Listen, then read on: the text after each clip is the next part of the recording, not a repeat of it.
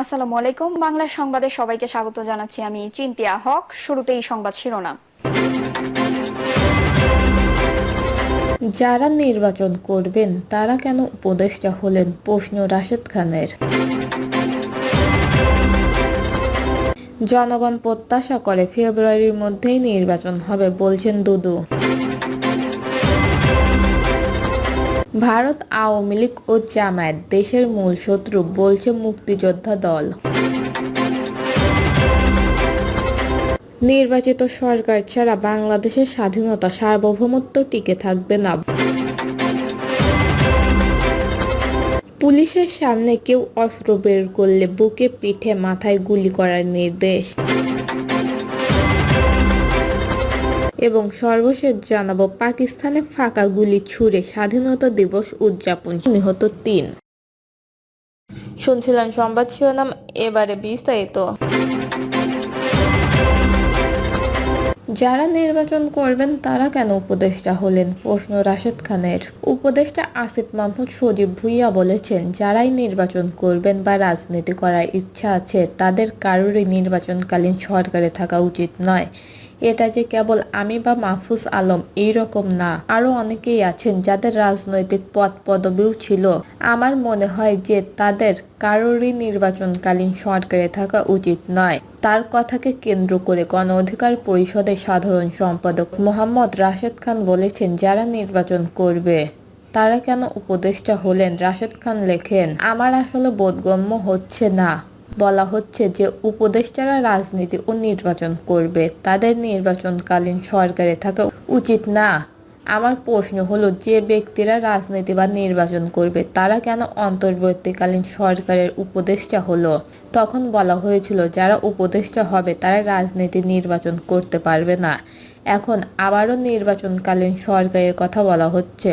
এই সরকার কি অন্তর্বর্তীকালীন সরকার ভেঙে দিয়ে তত্ত্বাবধায়ক সরকার? কেউ পদত্যাগ করে নির্বাচনে অংশগ্রহণ করার জন্য শপথ নেয়নি, বরং তাদের উপর অর্পিত দায়িত্ব সঠিকভাবে পালনের জন্য উপদেষ্টা হয়েছে উল্লেখ করে তিনি আরও লেখেন, সুতরাং জাতিকে অবাধ ও সুষ্ঠু নির্বাচন উপহার দেওয়ার আগে কারো পদত্যাগ করার সুযোগ থাকা উচিত নয়। কেউ যদি দায়িত্বের বরখেলাপ করে তাকে জবাবদিহিতার আওতায় আনতে বহিষ্কার এবং শাস্তির মুখোমুখি করা উচিত, এবং সে যে সরকারি সুযোগ সুবিধা গ্রহণ করছে দায়িত্ব পালন না করলে তার থেকে ডাবল জরিমানা গ্রহণ করা উচিত। তিনি লেখেন, কারো নামের আগে সাবেক উপদেষ্টা লাগিয়ে তার সিভি ভারী করার জন্য এত মানুষ রক্ত দেয়নি। সঠিক বিচার সংস্কার ও নির্বাচনের মাধ্যমে নতুন বাংলাদেশ গঠনের লক্ষ্যেই এত মানুষ ত্যাগ করেছে। এই ত্যাগ যেন কারো আখের গোছানোর হাতিয়ার না হয়। জনগণ প্রত্যাশা করে ফেব্রুয়ারির মধ্যেই নির্বাচন হবে, বলছেন দুদু। বিএনপির ভাইস চেয়ারম্যান শামসুজ্জামান দুদু বলেছেন, স্বৈরতন্ত্রের পতন হয়েছে তার মানে এই নয় আমরা সবকিছু অর্জন করে ফেলেছি। স্বৈরতন্ত্রের পতন হয়েছে গণতন্ত্রের লক্ষ্যে, মুক্তি, স্বাধীনতা ও অধিকারের লক্ষ্যে। গণতন্ত্র উত্তরণের জন্য একটি সুষ্ঠু গ্রহণযোগ্য নির্বাচন দরকার। সেই নির্বাচন ঘোষিত হয়েছে আগামী ফেব্রুয়ারি মাসে। জনগণ উল্লসিত, জনগণ প্রত্যাশা করে ফেব্রুয়ারির মধ্যে নির্বাচন হবে। শামসুজ্জামান দুদু বলেন, যথাসময়ে নির্বাচন হতে হবে।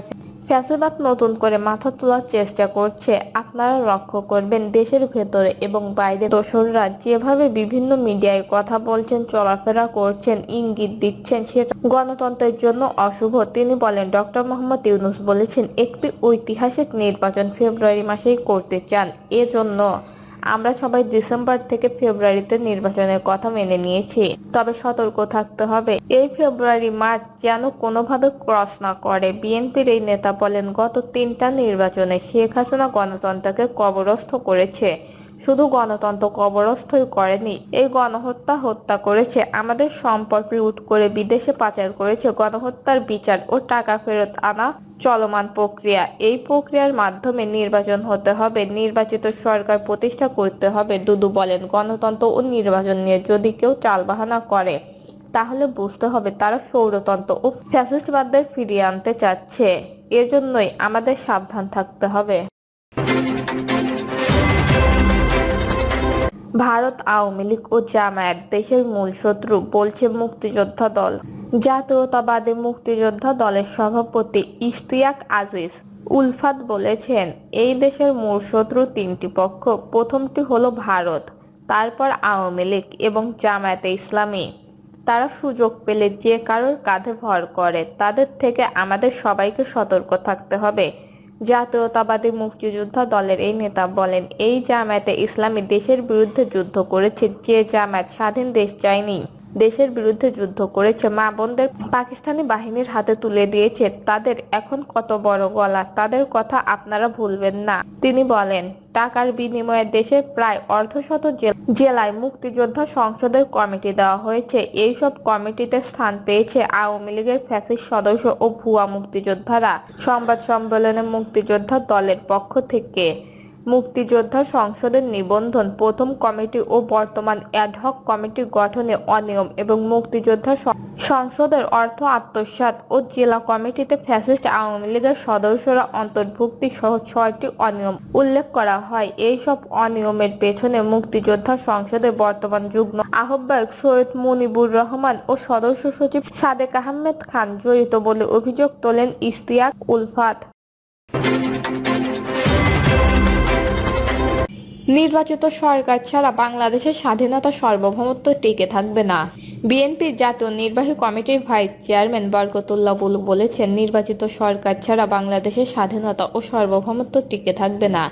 দেশকে বর্তমান সংকট থেকে উত্তরণের একমাত্র সমাধান হচ্ছে একটি সুষ্ঠু নিরপেক্ষ নির্বাচন।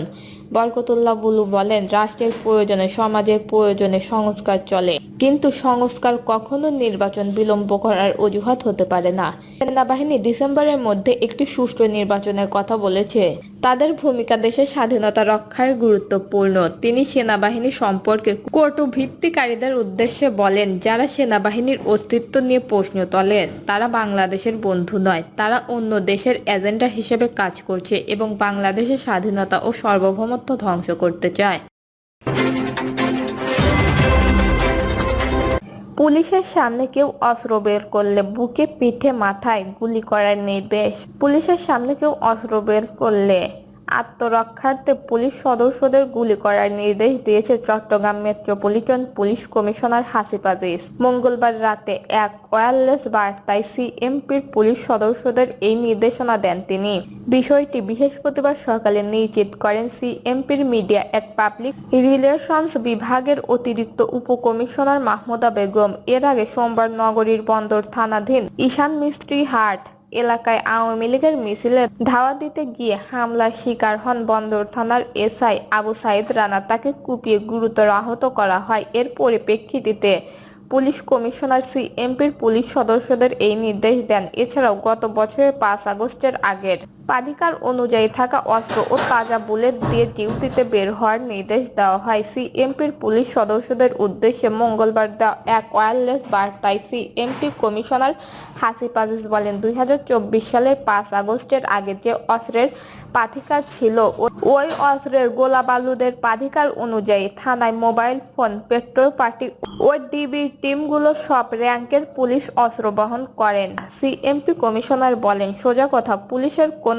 টহল পার্টির সামনে কেউ অস্ত্র ব্যবহার করা মাত্রই গুলি করা হবে। সেটা আগ্নেয় অস্ত্র হতে পারে, ধারালো অস্ত্র হতে পারে। অস্ত্র বের করা মাত্রই গুলি হবে, এতে কোনো সন্দেহ নেই।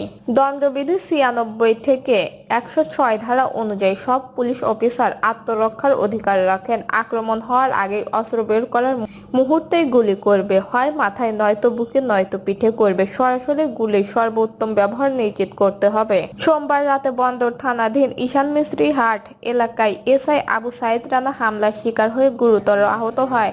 তিনি এখনও চট্টগ্রাম মেডিকেল কলেজ হাসপাতালে চিকিৎসাধীন। পুলিশ জানিয়েছে, আক্রমণের সময় এসআই রানার সঙ্গে থাকা 2 কনস্টেবল শটগান বহন করলেও তা ব্যবহার করেনি। আক্রমণের শিকার হলেও বেশিরভাগ পুলিশ সদস্য অস্ত্র ব্যবহার করতে চান না।